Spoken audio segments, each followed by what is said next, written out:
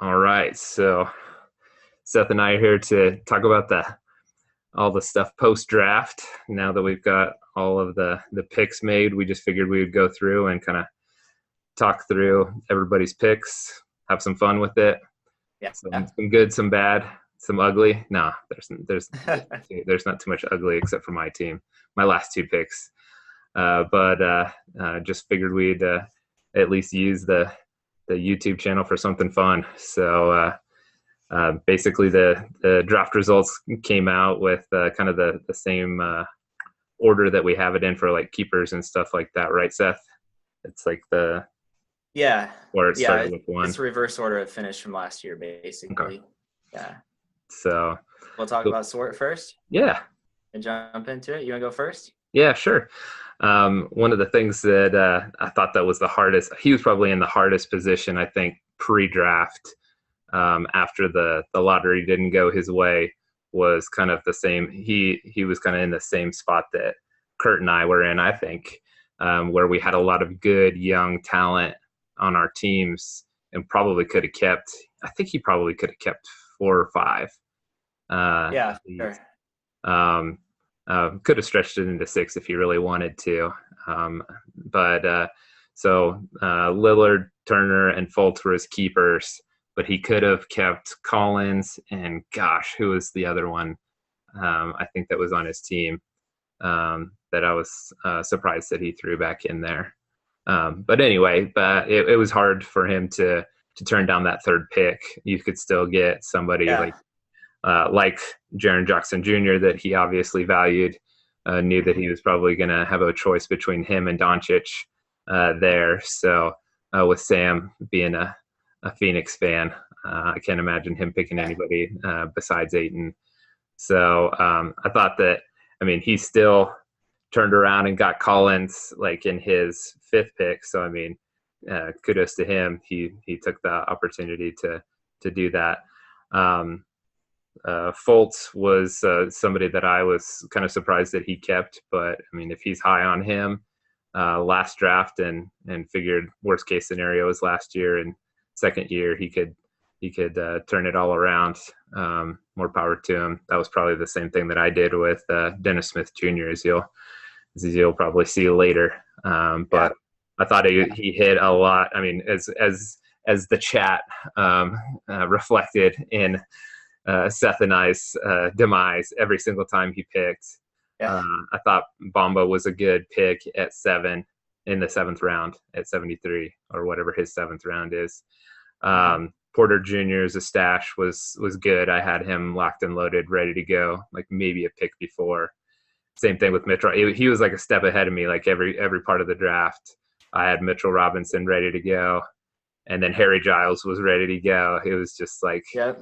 Yeah, I um, was high on as yeah, well. so he had a great draft. A lot of it's, I mean, he's a little short on. I was surprised at Chris Dunn. I would say that. I know that a lot of people still value his defense and probably assist numbers. Like he'll probably be like that secondary playmaker in Chicago, but he killed Yeah. it after that pick. Karis LeVert is always underrated. He's kind of one of those good guys that's like good stats on a bad team. So I think Mhm. he'll do well Mhm. for him.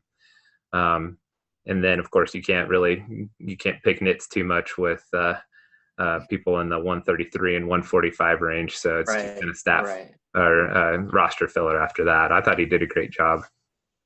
Yeah, I think some drafts you end up in a spot where you're finding value at almost every turn. And I know for Mhm. me, like a lot of times if I traded a lot of picks away, it's hard to watch someone Yeah, like Swart draft like this, where it's like, man, at each round, like you can feel pretty good about who you're able to grab there. And I know after the lottery, I talked with him and asked him, since he had fallen to third in the lottery, if that was going to change his keeper decisions, because he had been clear in trade talks all offseason that he was going to keep just three, and hopefully get eight. And yeah, he said he didn't have a specific target really. He just imagined he'd get number one and get eight, and so he was yeah, bummed, but he still liked the idea of getting a rookie there or seeing a good player from a better team that wasn't able to be kept. yeah, But ironically, as it turned out, I think John Collins, is arguably the best player that was thrown back into the pool, and that was Swart zone, but it worked out great for him picking at 3 and 5 because he was able to get a rookie in Jackson Yep. Jr. at 3 and then redraft Collins. So if he would have kept Collins, he probably would have not been able to get Jackson.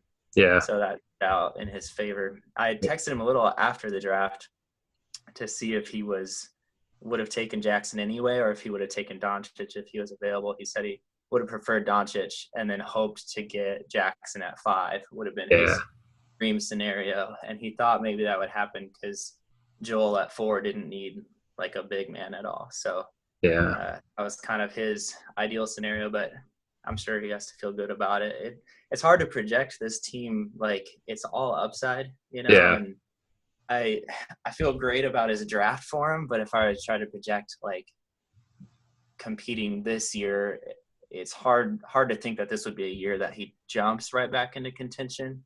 It's not gonna be like a immediate turnaround, I don't think, but really good foundational pieces for the future. I think if even just kind of like your draft last year, if even just 1 or 2 of these guys hit, he's going to be on the fast track. So I loved it. Yeah. Just 1 second. Okay. Sure. No problem. All right. We'll pick up on Sam here. Obviously, number 1 pick. I think pretty much everyone in the league assumed or knew that it was going to be Ayton. It's pretty clear, even just making the trade to free up that number 1 pick. That was a big motivator. He's a Suns fan. He's a University of Arizona fan. Ayton's the number 1 pick in the NBA draft and arguably the highest ceiling, along with probably Doncic and maybe Jackson, of this year's rookie class. So that was kind of a foregone conclusion.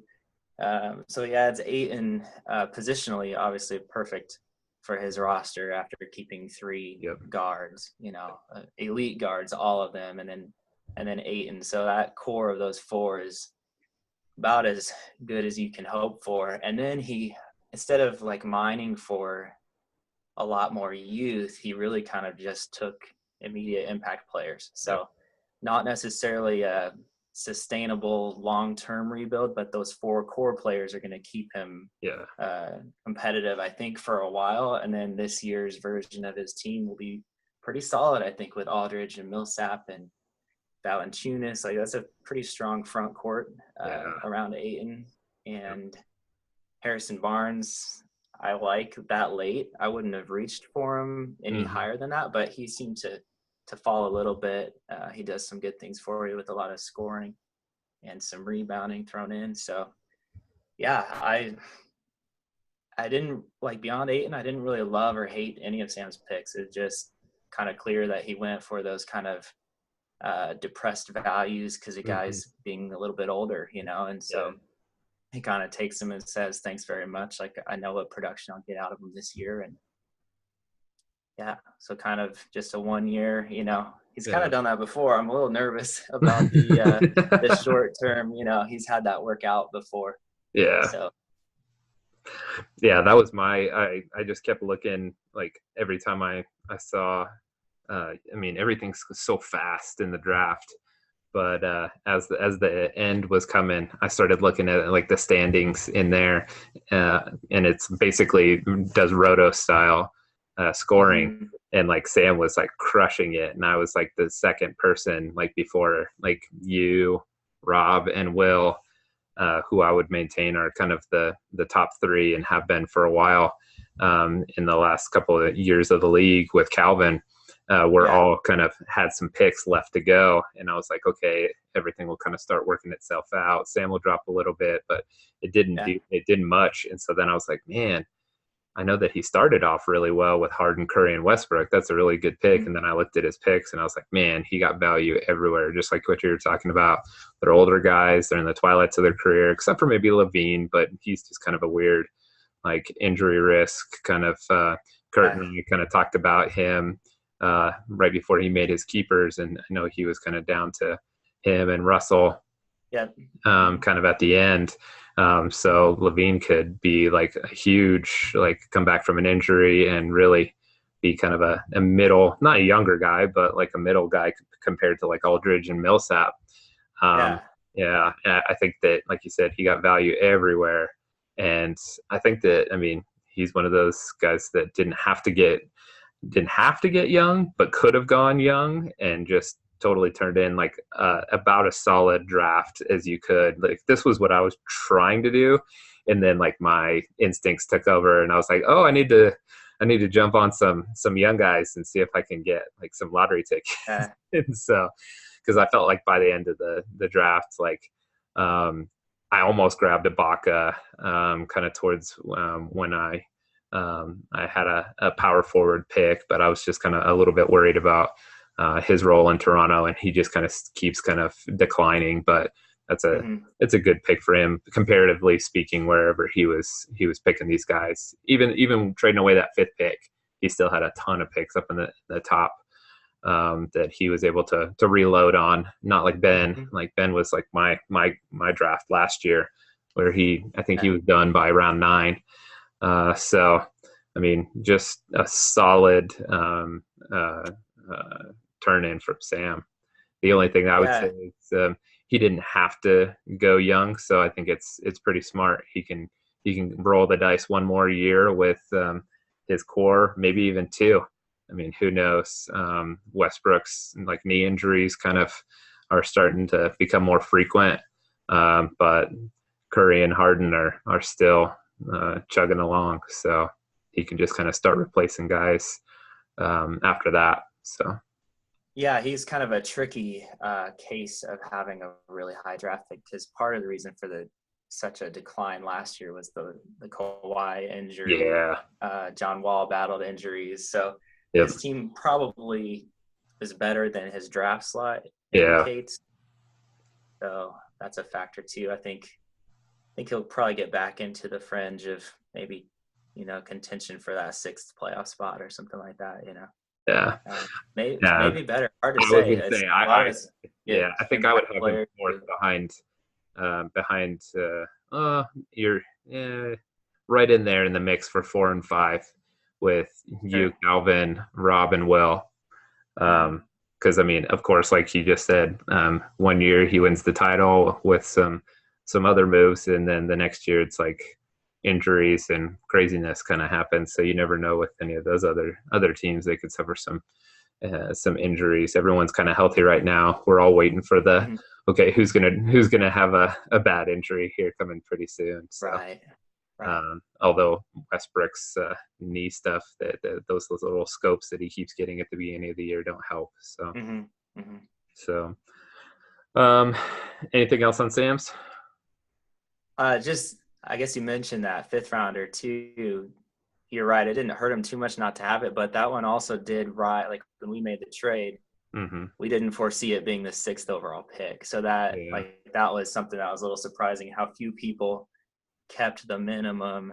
And so that pick kind of escalated to more valuable than we had probably negotiated it. We thought it might fall around 10 or so, which is kind of splitting hairs, but I know for me at 6, getting Jarrett Allen, that's a 20-year-old like kind of breakout candidate. And then at like 10, I didn't feel like it would have been that good of a player, So I'm not sure, looking back, how Sam feels about maybe who he would have taken at 6 and maybe would have had a chance to get another young, potential future cornerstone to go along with 8. And I don't know, but it was kind of didn't see that pick escalating quite that high, So that's kind of the nature of the blind, keepers. It makes it fun. So. Yeah, and I mean, as we kind of go throughout the rest of the teams and stuff like that, I mean, it kind of talks about like that kind of segues easily into Kurt's. If I can kind of start my thoughts on his, I was kind of the same thought process as him. Like I've got a lot of good young players, and I don't want to just throw them back in because the year before, I threw D'Angelo Russell back in, and Kurt snapped him right up. And so I was kind of thinking of this year, and I loved the draft that I had last year, or the draft class that I had last year. And so I kind of thought the same thing as him. Is like, all right, he played around with some of that and threw Aaron Gordon back in. And oh gosh, there was somebody else that somebody snapped up that he was none too pleased about. So I think that he kind of had the same thought process. Like, okay, let's just make sure that I've got my 6 guys in here, and especially like the high upside that a lot of these guys have. I mean, obviously Lonzo was his number one pick last year. So I mean, he still believes in him, and Ingram as well. So, and D'Angelo Russell, it's kind of one of those, like, do you like him and what you've seen from him already, or do you trust that whoever the fourth player that's coming out of this draft is gonna be that person? And I mean, that'll be debatable for a while, I guess, but you get the kind of the Trae Young, Mo Bamba, and those guys that have a lot of question marks. I thought it was the draft itself and kind of how it extends into fantasy was kind of a 3-person draft. And then from there, it's kind of a lot of question marks. I mean, you like some of the skill sets that people have, but it's like D'Angelo Russell's big thing has been health. But whenever he's healthy, he's on a, like I talked about with LeVert, like they're the main guys on that team, and they're going to run the show. They're going to run fast, and they're going to get up and down. So I thought that it was a good. I would have kept Russell over Levine or Levine. I can't remember. He's not the Maroon 5 singer. He's a basketball player. So I thought he made the right decision there. He and I kind of talked about it, and I told him my thoughts, and he stuck with Russell as well. So I don't know. I think the Bulls are going to be a drama-filled, crazy team this year with some weird stuff going on. Is what I told him was my opinion. So I thought he made the good decision with that. Then just moving on to his draft. I mean, he did he made good, solid young guy picks, and then some good, solid center picks right after that. Nurkic and Adams are pretty rock solid. I mean, they get you boards, blocks, steals, good field goal percentage. They're both kind of terrible free throw shooters, but it just kind of depends. He's got really good free throw shooters with Booker and Murray, but everybody else is kind of suspect. So maybe he's just like, I'm just gonna kind of not necessarily punt it, but it wasn't necessarily a value for him. And then Saric, Hollis Jefferson, Parker. I mean, those guys are all solid, but their fits on their teams right now or injuries, they're kind of would kind of depress their value. And then of course Fox. If we had like 10 keepers, I would have kept Fox because I just think that he's going to be a good guy. But I think he's going to take a little bit longer. He's going to be one of those guys in like 3 or 4 years that if he meets his potential, it's just going to take a little bit longer for him to get there. But I still value him highly as a player. So I thought that was a great pick at his last pick.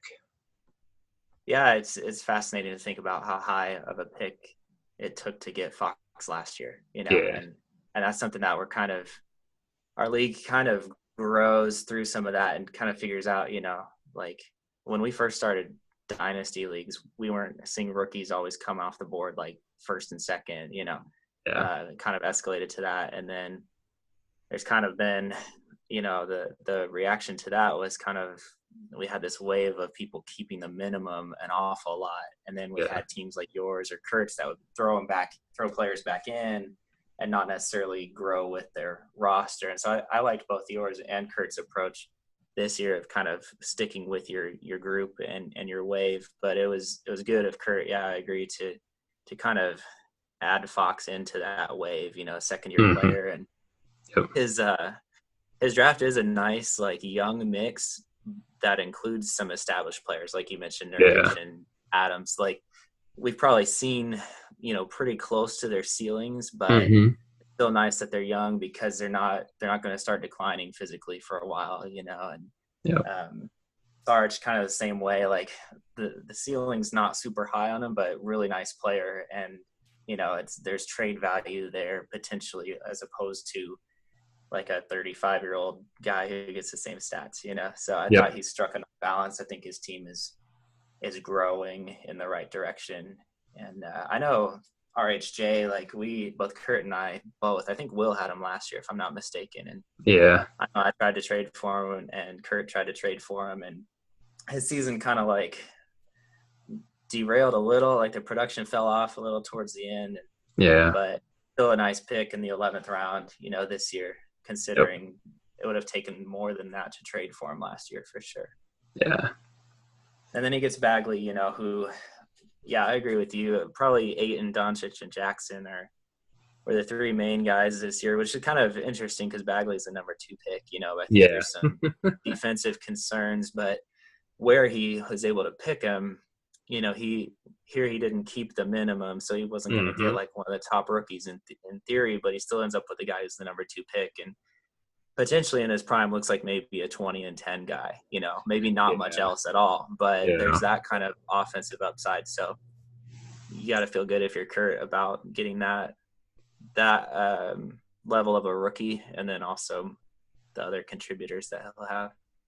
Yeah, they're just going to give him, like, he's going to get usage out the yin yang. Like, they're just going to pump the ball into him and just be like, all right, figure it out. Because, I mean, Harry Giles, while he's like a cool upside pick, like, they didn't pick him number 2 and like surround the franchise around him. So, Yeah. I mean, it's a good pick. It's a better pick for fantasy than it is for real life. Sure. But I agree with you. I mean, he could be one of those guys that turns around and kind of surprises everybody. Like I could easily see him being like one of those like, oh, why were we all so down on Bagley and so high on everybody else? With like the exception of Ayton. I mean, with him and Jaren Jackson, I think Jaren Jackson's kind of got that floor of like, all right, he's going to give you some threes, some blocks, some steals, and kind of not take anything off the table for you. But does he have the scoring upside that Bagley has, and maybe even the rebounding upside that Bagley has? So it's just kind of like what to pick your team building strategy and kind of go with it. So yeah. Yeah, I know having talked with Ben about kind of where he was leaning with the number 2 pick, he mentioned Doncic and Jackson. And, you know, I didn't really know. If it were me, I don't know how high I would have had Bagley necessarily. I mean, obviously I didn't take him at 6 and he was there, but that was kind of a late development for me. I would have, after the draft, I would have put him right up there because, you know, in some ways his game seems similar to Ayton's where you're maybe not necessarily a great elite defender, but you're going to get a lot of points and rebounds. And so I know when Ben and I made that kind of contingent trade that didn't even end up having a chance, I know I was talking with Rob about it, and, you know, he was kind of trying to see who the players were, you know, and he didn't have a pick in there, so it wasn't going to impact it, but I kind of teased him and made him guess a little bit, you know, and he guessed it was Doncic and Bagley, you know, and I was kind of fascinated to see like different guys in our league who were valuing Jackson versus Bagley. You know, I could see both sides of that argument. And then Dustin, of course, kind of like clinched it by just taking Jackson 3rd, you know, and then Bagley ends up falling a round or 2, you know, so we'll see how that plays out. Cool. You want to take the first for Ben? Oh yeah, I guess that was a pretty good segue. I didn't realize he was next. So yeah, I mean, obviously coming into today, we had this contingency trade where he would take Doncic at 2nd, but he also like was pretty split 50-50. It seemed like it just kind of uncovered in trade talks that he was kind of on the fence between Doncic and Jaren Jackson. And with me sitting at 6, I thought there was no way Doncic would fall, but maybe Jackson, and I preferred Doncic. So the deal was that he would take Doncic, but then if Jackson fell to me at 6, I'd take him and we would end up swapping them, and I'd give him like a pick compensation a little bit later on. That didn't pan out, so he just straight up got Doncic, and I think in the long run that'll be better for him. I think he'll be more of an immediate contributor than Jackson. Probably more like true superstar potential from research I've done. Yeah, you'll find more people that see him as like maybe the next superstar, you know, out of this draft. So kind of the underrated part, like I barely even noticed this. I think I missed his second pick. He got Carter Jr. That I really liked that. I think that must have been 7th overall. Yeah. So he came out with really both those guys look like they're not going to take too long to get to their ceilings. Yeah. You know, they're not, neither one seems like a project player. From what I've seen from Carter Jr., he's pretty pro ready looking candidate. Not obviously as high of a ceiling as a Doncic, but it's got to be nice for Ben. He's kind of toiled away for a while, with the rebuild and having inherited kind of a cruddy roster and had some bad luck along the way with auto picking Marc Gasol, right. and missing out on the. Let's see, did Simmons and Ingram come out the same year? He got Ingram. Yeah, so he got Ingram, and then Kurt made him the trade with Beal for Ingram. If I remember correctly. Yeah, that makes sense. So he's been patient with it and had some some setbacks that weren't necessarily his fault, some bad luck in the lottery. And this year it was nice that he was able to move up from 4 to 2. And I think this is a draft where that was pretty crucial. I think getting Doncic will be something that we look back on as a pivotal moment in his rebuild. So I liked that he didn't just go all youth, though. I liked the Horford pick. I liked the Lou Williams pick. Wiggins is kind of a one-dimensional guy, but maybe increased opportunity if Butler is gone soon, which looks more and more likely all the time. And then probably my favorite pick of his, like one of his later ones, was the Colin Sexton one, who I'm not particularly high on as a player, but the situation is great. He'll be starting there, and so you're gonna see a lot of points and assists right out of the gate. So I really liked Ben's draft. I think that's the best draft he's had, and granted some of the others have been auto picks, auto drafts, but it's definitely beneficial for him to be there and make his choices along the way. I think he did a great job. Yeah. I basically felt a lot the same way when he did Doncic and Carter Jr. back to back. I was like, ooh, that's probably better than what he was going to get. Like even with Jaren Jackson Jr. and like whoever he picked with the pick that you were going to give him, I was like, hey, I think you probably lucked out that like even if things didn't go your way, like with that pick, like that's I think that he would prefer that. And like you said, he didn't just go and see, this is what I was hoping to do last year. And then it just completely blew up in my face with like Nerlens Noel just fell flat on his face. And then Rodney Hood and like a couple of my other like, all right, I'm going to mix in some established vets here and not just go all high upside. And then I just kind of started picking every single rookie that I loved out of that class. But he did kind of pick his spots. I mean, he got Kuzma in his second year. That was the one that I was thinking of from Swart. Swart could have kept Kuzma as well, but it was so on the fence with like how much LeBron's going to siphon some of that off from them. I mean, there's only so many players that you can keep from that Lakers team. And I mean, like Kurt was probably thinking the same thing when he kept Ball and Ingram, but those were probably the two that I would have kind of kept it at that, Ball, Ingram, and LeBron. So I could see why it was an easy one for him to drop. But Kuzma at 88, I think, is probably a little bit of a steal. Mirotic is a great player that, I mean, even if he's not like killing it for Ben, and Ben can flip him into something kind of later on. And Shea, SGA, I'm just going to say SGA. Like that was I thought that was right around the same time I was about to kind of reach for him. He's kind of an intriguing guy. Like the more that I hear and the more I see, like at first I was like, everybody's pumping this guy up. Like he just doesn't seem, but he just seems like one of those kind of do it all kind of guys that just is going to put everything into the stats.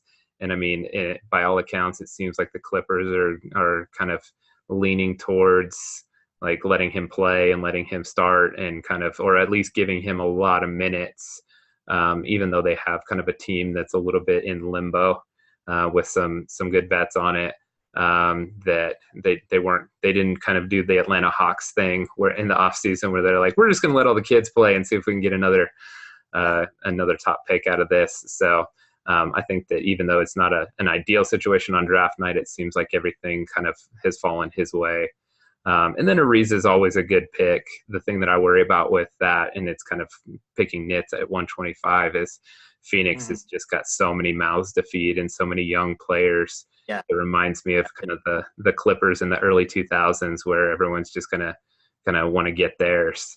And it's kind of an interesting situation for him to land. So I think he could still carve out a good spot there because they need somebody to spread the floor and shoot. But It'll be the thing that I told him is he's lacking any like actual like a lot of like the rebounder blocker kind of guy bigs. Like Horford's good, he's solid all around, and Carter Jr. might be that guy for him, but I would say year 2 is when he kind of breaks out of that. So I think he'll be very wing and guard heavy in his lineups, but he'll dominate a lot of those categories. So Yeah, going back to Mirotic, after looking at Ben's draft after the draft, I was like, how did he fall so far? And I guess it's mm-hmm. because Julius Randle is there now. Yeah, But because at first I was thinking with DeMarcus Cousins, being yeah, hurt and then gone, he'd be a great Mirotic would be great value. But I guess Randall is projected as a starter there. But Mirotic plays some small forward, and even if mm-hmm. he's coming off the bench as a 6-man, like he's the kind of player that can produce in that kind of a role and still be pretty valuable for fantasy. Like you said, even if Ben ends up flipping him, to a contending team for a 7th or 8th rounder, I think that trade happened last year. I think, I don't know who, I think I got him Rob, actually. I don't know. Yeah. I don't know who had him, but I think I traded for him. And oh, that's right. yeah, so good value pick there. He'll get some good production out of him, and then he'll probably be able to get a pick next year. Yeah. If he wants to go that route. Okay. You want to lead off your team? or you want me to take a stab? Take a stab, and then I'll just kind of go through like my thought process or lack of thinking towards the end of it. Sure. I'm trying to get my backlight back here, my computer monitor. I had the picks up because I didn't know that you were going to have them up here. So, and then I realized it gets real dark when that goes to sleep. So, all right, Troy's team. Well, first, I guess when we were talking about your keepers, I think it must have been like the deadline day, and you were kind of down to that 6th, Dennis Smith Jr. versus Jonathan Isaac, right? Is what it came down to. And even Jared Allen, as you found out later.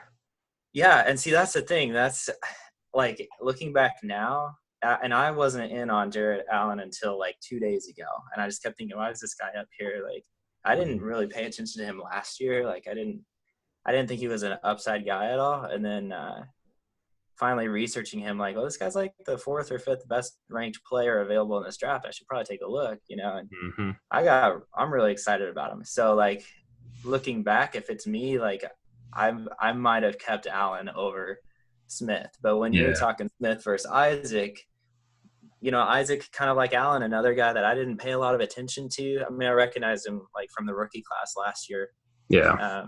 As opposed to like Allen, I wasn't even on my radar. But Isaac seemed like, I think I told you, he seems like more of a project to me. And DSJ started his rookie year really well. It seemed like, I remember thinking he was he did maybe going to be the steal of the draft. And I think you had said after last year you were going to take DSJ probably first, if I'm not mistaken, even over Ball and Fultz. So that's who you liked the most. And then his first month or so, like, seemed to justify that, and then kind of fell off. And I don't remember reasons. It was like the definition of the rookie wall. Yeah, sure, yeah. So I know that I thought you might not keep him, and I was excited when I thought that, knowing that I was going to have a pick up in that range. I would have definitely had my eye on him. So I thought you made a good keeper decision there, and then being able to get Isaac back. And not even, well, I guess it was back-to-back picks that you had. I was going to say not even having to use your first pick, but you could have done those in either order. So I thought I didn't know necessarily. I mean, you got Simmons and Mitchell are both point guard eligible, but Mitchell is more of a shooting guard, I think, and Simmons is certainly a unique point guard. So at first, when you pulled the trigger on Teague, I didn't quite see where that was coming from. And then I realized maybe more the traditional point guard. And Teague's a guy that I always like to have. I never like to draft him really, but he's always the kind of guy that I'm, a month into the season wanting to throw a 7th rounder at and just kind of like really bolster that guard position. And I feel like he's always underrated. So, and that was true even when you picked him. And I was like, Teague, like not someone on my radar, but I think you'll get a lot of value out of him. And then Dragic falling that far will be really useful for you, I think. Yeah. He's kind of a personal favorite of mine, just going back to the, Phoenix Phoenix Suns Suns. days. Yeah. But, Mm-hmm. he's got a few maybe deficiencies, but I mean, in the 10th round, to pair with Teague and Simmons, like you're going to be pretty formidable in assists, I think. Yeah. And then I know you've been kind of ragging on your last two picks. I kind of like them. I like them a lot. I think, why not? I think Adebayo, if I'm saying that right, I think he was a guy that was kind of linked in those talks for Jimmy Butler with the Timberwolves. I know Josh was the main guy, and I don't know if it was ever confirmed or not, but I heard Adebayo his name thrown in as a player that the Timberwolves were seeking to get back. So that kind of just bumped him up a little bit in my eyes, that he's seen as a guy who has some future value. And OG, same way. I think it's kind of projecting quite a bit. And the role there in Toronto is going to be probably limited behind Kawhi, but why not? It's your last pick. So I liked those. And Miles Bridges, I'll just touch on real quick. I didn't like him he's the one that came out of Michigan State, right? Yeah. Yep. Al is from Villanova. I personally didn't really like Miles Bridges, but he's looked really good in the preseason, and definitely his value was on the rise coming into the draft. So personal preference aside, I think that was a solid pick. Yeah.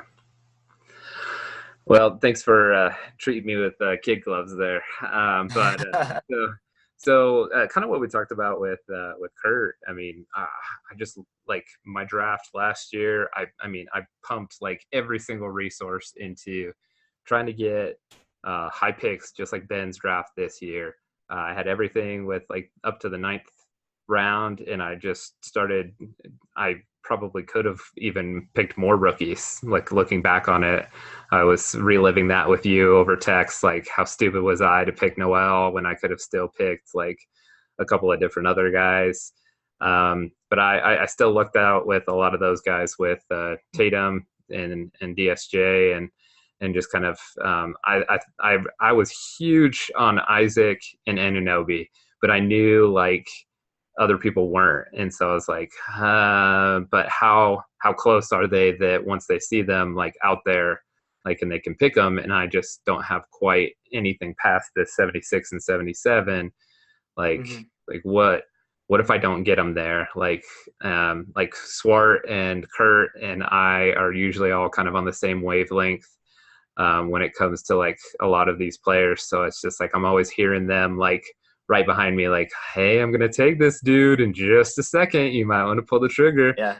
So I don't know if it's like that with those dudes, but since we think so similarly on most of all these other guys, maybe I just outthought myself. But it's funny you say that regarding Isaac, because Kurt texted me kind of throughout the draft, and I think he picked at 75 and you got Isaac at 77, and he sent me a text with a few names that he was looking at, and Isaac was on it. And that's when he pulled the trigger on Bagley. But I saw that Jonathan Isaac, I was like, oh, Troy's going to just scream. Yeah. So, I don't know. I probably subconsciously even steered him away from Isaac just for your sake. Sorry, Kurt. Take Bagley. That way Troy will let you live. No, but so you're right. I kind of thought the same thing with Teague. I saw him just keep sliding and sliding and sliding. It's hard sometimes when you see that. And I saw it with Noel, and that's why he was ranked so high last year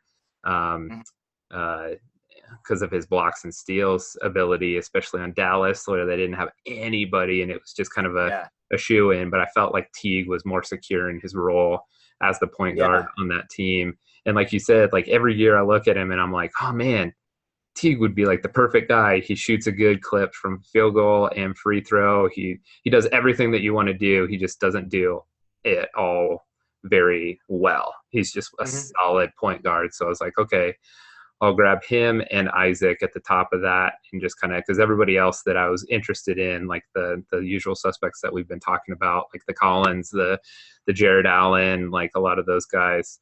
Wendell Carter Jr. was somebody that I was kind of thinking might slide to my 76 spot. knew it probably wasn't likely. And just some of the solid bets that I thought that I might be able to get there at some power forward and some center. I just felt like I couldn't pull the trigger with Simmons, like free throw percentage being so terrible. I feel like I'd just be wasting like Towns and Jokic and Mitchell, their ability to shoot free throws well if I just kind of grabbed any old guy there. So that's why I went with Isaac. I still obviously think that he's a star in the making. I think that his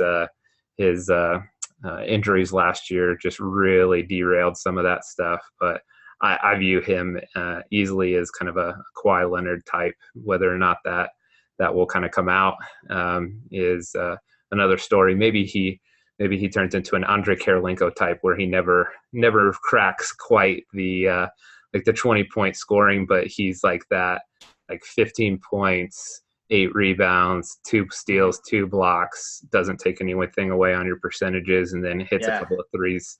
And that's just such a valuable player. So I don't know. I just felt like I needed to take a second shot at it. I looked into him a little more after you were telling me that you were on the fence between him and Smith Jr. And I was like, I got to look into Isaac a little more. And it's a good thing that I didn't have the right pick to be able to pull the trigger on him. Like where I was sitting was probably going to be too high for him. And then I had a know. So I was happy to see that you got him back. But when I looked into him a little bit, those defensive stats, I was like salivating over, And I agree about the upside. I think it might take a little while for him to get there, but definitely worth the investment. Yeah, not to try to spend too much time on my team or anything like that, but like just kind of like what we talked about with Kawhi Leonard, like kind of my ruminating about like how I didn't keep him after his rookie year, but I mean it took him like 3 years to really become the guy that he became. So I don't know, maybe I'm going to be too patient with him and he burns me like another Anthony Randolph. If you remember him at all, he was he played for the Golden State Warriors, and I was obsessed with him. Like Byers will remember this because he was that like long, lanky, tall dude that was gonna like play center and some power forward and maybe even some small forward. But he every time he got on the floor, he blocked shots and got steals and like just had these flashes and it just never panned out for him, and I just held on too long. So I can see that happening here. But Buddy, I felt like I needed to get some 3-pointers to make up for Simmons. So I just kind of grabbed. I was thinking about JJ Redick there, but I felt like Buddy Hield kind of gave a little bit more in like some of the defensive stats and some other things that JJ is just such a one-trick pony. He's really good at what he does. Especially with free throw percentage, but I felt Buddy Hield was, I think he's like an 88% free throw shooter. So I just kind of felt like I could take on some of that. And he's probably going to be like one of the go-to scorers on the Kings. He's still got room to grow too. Certainly maybe hasn't reached his ceiling yet, whereas with Redick, you know exactly what you're getting, but outside. And just like you said, Dragic is just one of those dudes. I thought that he was good value at where he was. I was always high on Bridges. I was surprised. I was mad when he wasn't in the draft last year, but it actually kind of works out because I didn't have to take him last year and try to keep him again this year. I don't know what it is about him. I just some of those guys that you just kind of watch too much tape on him and you're just like fall in love with their skill set and just don't know like. Okay, I could see this guy working better in the NBA than he does in college, with his with more space and pace to go around. But he does have some work to do with Charlotte. So, but it seems like he's going to get a chance to show out. And for some reason, Bam, kind of what you were talking about with Jared Allen, like he had a ridiculous stat line the other night in preseason. It was like something like 23 points, like 11 boards, like 3 or 4 steals and 3 or 4 blocks or something stupid like that. And I was like, oh my gosh, is this guy's upside if like they play small and they just kick Whiteside to the curb. But then I don't know, that's why he's there at 129. You know, you take that hope that maybe they trade Whiteside or something like that and try to get his salary off the books since they're starting to extend some of these young guys that they have. So and Anunoby, like I don't know, he was just the most comfortable person I was with at that timeline. He'll probably be the first person that I cut, but just his versatility to guard all the positions. I felt like he was gonna um, do a little bit better this year, coming 1 year away from his knee surgery.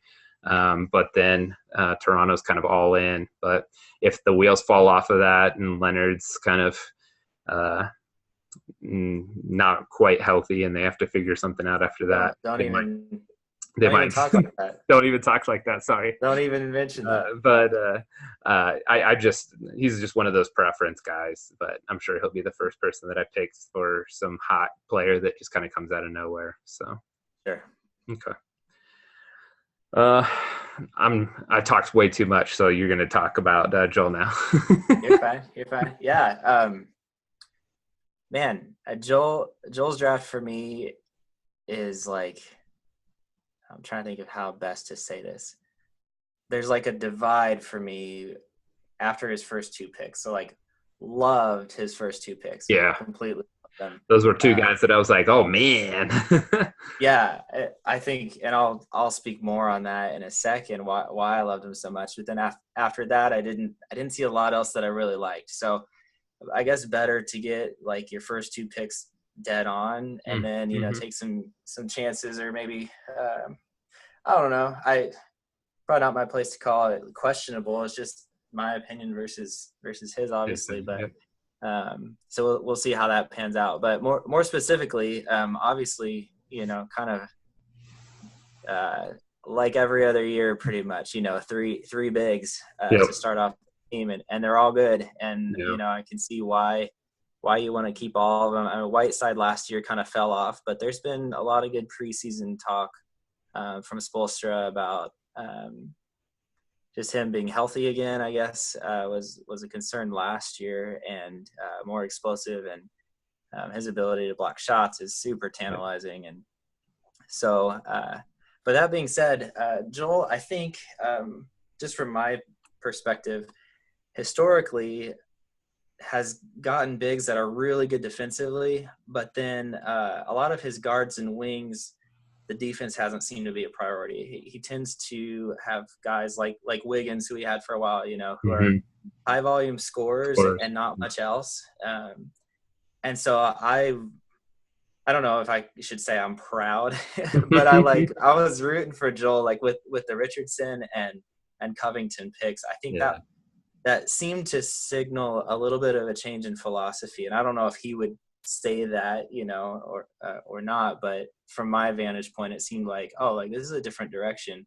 Yeah. And to pair those kind of like a guard and a wing that give you at least a block and a steal every night, and they're hitting threes, and Richardson especially, I think, will grow into an even larger offensive role. He scored 24 points the other night in the preseason, and kind of emerging maybe as one of their go-to players on offense, where he wasn't necessarily last year.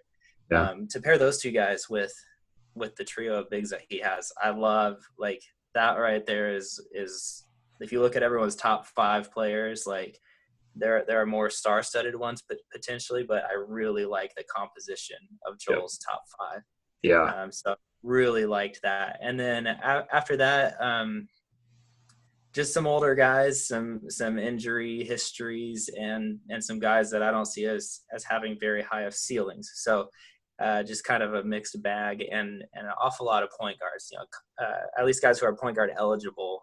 Conley, Evans, Brogdon, Schroeder, Isaiah Thomas, Reggie Jackson, Rajon Rondo. That's pretty just like muddy water for me. Yeah. But I get that he, after getting Richardson, even though he's point guard eligible, he's not a guy that you're going to slot into your point guard position and think that you're set at the point. Yeah. Okay. Probably was looking for a more traditional point guard, and that's probably what brought about the Conley, and then maybe like the Malcolm Brogdon picks. So, and Schroeder, last year showed a lot of upside, and I wouldn't have been shocked. Joel historically, I think, has kept more like 6 more towards the maximum than the minimum. So I think he's got to feel good. I wonder if Schroeder had crossed his mind maybe as a potential keeper, although I think the Oklahoma City trade is not a good fit and kind of hurt his value. Yeah. But he's got to feel pretty good about getting him in the 10th round again. So Mm-hmm. I really liked the top end of his draft. Didn't love the bottom half, but better that way than vice versa. Yeah, it reminds me. I mean, when I first started doing fantasy basketball, Matthew Berry from ESPN. I don't know if you follow him or you're more of a Yeah, a little. guy. Yeah, he used to do a lot more on fantasy basketball, and his big thing was point guards and power forwards. Point guards and power forwards. That's what you're going to win with. Like, and that's what it reminds me of with looking at Joel's team. But I mean, it does really well, especially with some of those guys that have that shooting guard eligibility, since you're not just plugged into or shoehorned into point guards in the point guard slot or filling them in that guard or the util. Since you can only play about 3, he can maximize some of that. So, I mean, at least that kind of helps him in some of these others rather than playing some of the shooting guards that you see kind of like further on down, like when we start to get into kind of the throes of like January, February basketball, and you're just like, oh, I got to find a shooting guard. All these dudes are terrible. Yeah. So, I mean, at least to kind of speak a little bit more positively on that. But yeah, Pascal Siakam, like, shout out to the Mexico State Aggies, like at 102. That's kind of a tough one. Like there's plenty of people still on the board that he probably could have grabbed that would have helped him at least as another small forward there.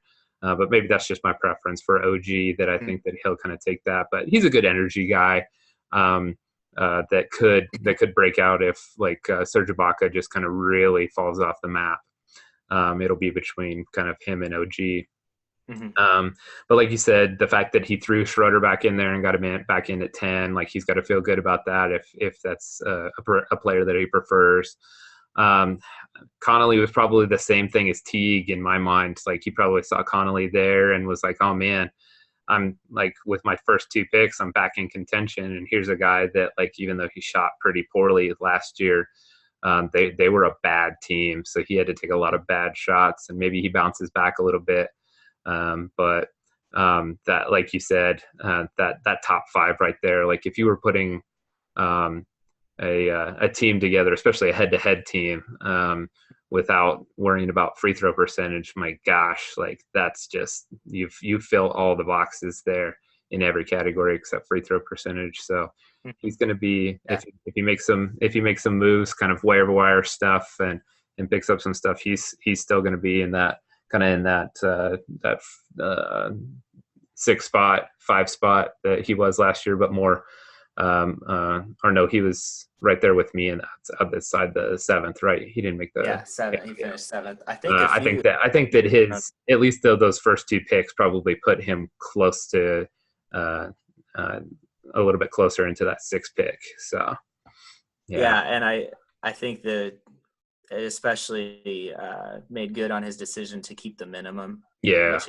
I don't think he has done that often. And he's, guys like Wiggins and Schroeder, that's like, a hard one. You can make the case for their upside, and so I think he made a good call to keep the minimum, and then he knocked the first 2 picks out of the park. So yeah, Wiggins and Rubio are those dudes that, I mean, they still hold their value. Like Rubio's still a great player, but he is what he is at this point. So it's kind of, I think he was kind of like, all right, I know that he's not going to get any better, and Wiggins like is just so up in the air. I just got to throw him back in. So I think he made a decision there too. Yeah. You want to take us through Paul? Yeah. So he kept Drew, Tobias, and Gary Harris and Vucevic. Vucevic is just one of those dudes that you just keep thinking that the Magic are going to trade him, and that he's going to go somewhere else, that he's not going to be as valuable, and then they just keep him every year, and he pops back up on like top 50, top 40 every single year. Yeah, he's a personal favorite of mine. Yeah, so I mean, it's just one of those. At first glance, I was like, "Oh, really? You kept Vucevic?" And then as soon as I looked at him again, I was like, "Oh, wow, he's still ranked in the top 40, and they still have him on a big contract." And even though they have those other younger bigs, maybe they just I know they've experimented with playing him and Mo Bamba in the preseason. Like if they put him, Bamba, and like Isaac on the floor at the same time at small forward, like gosh, I can't imagine playing offense against that. Yeah. So I thought Ingles was a good solid pick at 55, if not a little bit high. But I think if I remember correctly, a lot of those guys that we were talking about, Wendell Carter Jr. went right before that, and some other stuff. I mean, he's another one of those guys that you look up at the end of the year, and he's done everything well. I like to call them the Otto Porter Jr. All Stars, Yeah. where you're just like, really? They're in the top 50? And then you look and see that there's no weakness in any of their games. So, but I mean, I think some of that has to be a little bit with Yahoo kind of overrating the turnover category, and we don't play with that. But I mean, there's still something to be said for shooting like, oh gosh, he was probably about 45, 38, like, and 85. So good percentages, knocks down threes, does a little bit of everything, doesn't take anything off the table. So, but Blake Griffin, Kyle Anderson, and Ricky Rubio. Kyle Anderson's kind of a wild card. That could be he's kind of got some. It's funny. Like I don't do it just because it's Memphis, but he's kind of got that Chandler Parsons kind of game to him. Like he has like a little bit of athleticism and does a little bit of everything well.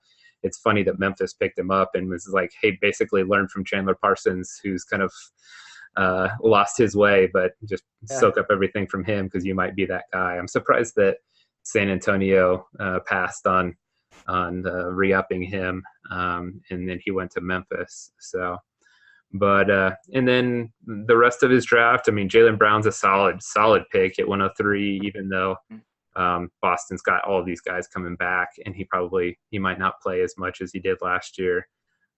Josh Jackson is another one that, I mean, you see kind of some of that Marquise Chris to his game a little bit that you're just a little bit worried about. He might be he's probably better than and not as raw as Marquise Chris, but and Dwayne Dedmon's a solid center on Atlanta. He'll have all the playing time that he wants besides fighting off Alex Len.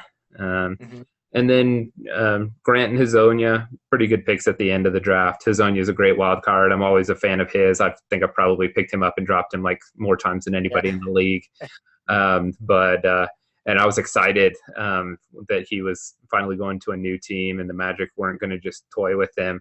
And then they're doing the same thing that Orlando did. He just seems to be one of those guys that just doesn't know how to play basketball.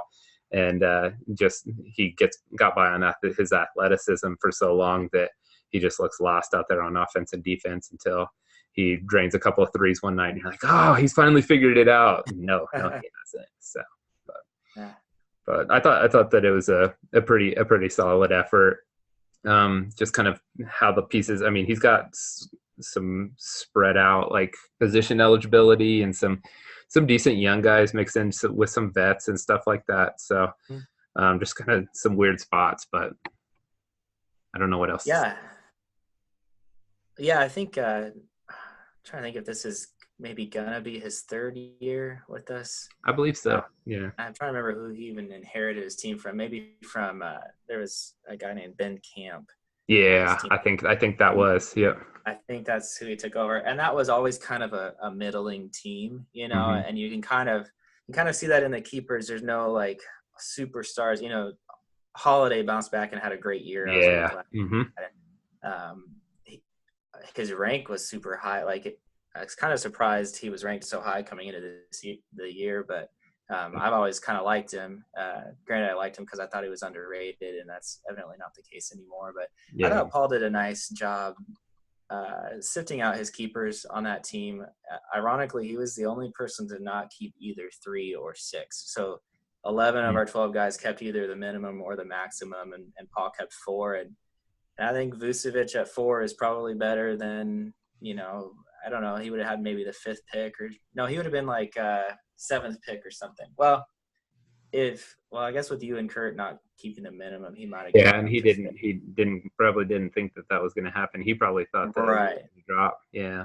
Yeah, when you're not in the lottery, you're kind of thinking of keeping your own. So I thought that was solid. Ingles is not a pick that really it's not one of those sexy ones, I guess. And Yeah. but he's a good player. He's not Yeah. very young though, is he? He's Yeah, he's one of those. He's like 30, isn't Ginobili he? type, where he came into the league and he hasn't been in the league very long, but he is older. Yeah. Yeah. So I like the player. I see him more better value on like a clear contender. Yeah. Yeah, like Paul Will maybe had him last kind of year. sneaked into the yeah, Paul sneaked into the playoffs last year, but there was kind of a clear it was kind of a 5-team field, and then Paul and Joel were battling for that last That's spot. fine. Yeah. So I didn't see Ingles as a pick that really moves his franchise forward, but maybe that's not necessary right now. Yeah. He'll probably end up being more valuable than just kind of taking a flyer on a rookie. If the ones that Paul liked were gone already. Mm-hmm. So. Griffin is one of those guys who that name always sounds like he's a keeper talent. Yeah. But the injury issues are real. I didn't ever really know that until I owned him for a little bit last year and then tried to trade him away, and it was really difficult.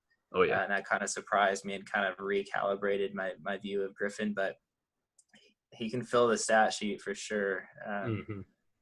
Hits some threes now, I think, and gets a lot of assists for a big. And so he was a guy I didn't question Swart not keeping him, but I was kind of curious if someone would grab him up real early just because he's kind of like that all-star talent.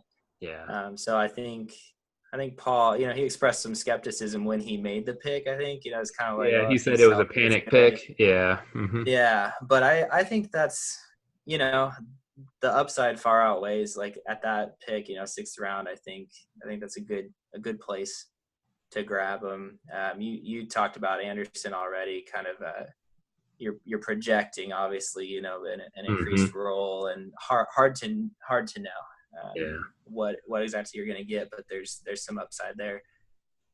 Rubio finally changing teams in our league, does a lot of things well. And then Jaylen Brown, the Celtics being so crowded is a bummer because he took some significant strides forward last year. I know I had him his rookie year, and I think, if I'm not mistaken, he was like the number 3 pick. Yeah. in the NBA. It must not have been a super strong draft, but Yeah. he's a player that took that second year step forward that you would want to see. And if he were in a situation where he could continue to increase his role, I think you would have seen him probably be kept or at least picked a lot higher. So you never know what, with an injury or something, Hayward coming back, and even Kyrie, is a little prone to injury. So, and regardless, Brown will have probably, 20 plus minutes a night and do some really nice things for that roster. Josh Jackson, I'm a little concerned isn't going to reach his potential. Just as a kind of a Suns fan, a little bit, not really banking on him, but again, kind of like Kurt grabbing De'Aaron Fox late, these are guys who grabbing them last year as a rookie would have cost an awful lot. Yeah. And so why not take the flyer in their second year? He's certainly going to have the minutes and the opportunity. So if he's going to put it all together, it might happen this year. So. Yeah. Yeah, I kind of glossed over. I forgot to mention it. Tatum was somebody that I'm fully ready to assume the risk that he's not as good this year with all of those guys. And then as they start phasing out, because they can't possibly keep all of these dudes that are great bench players, like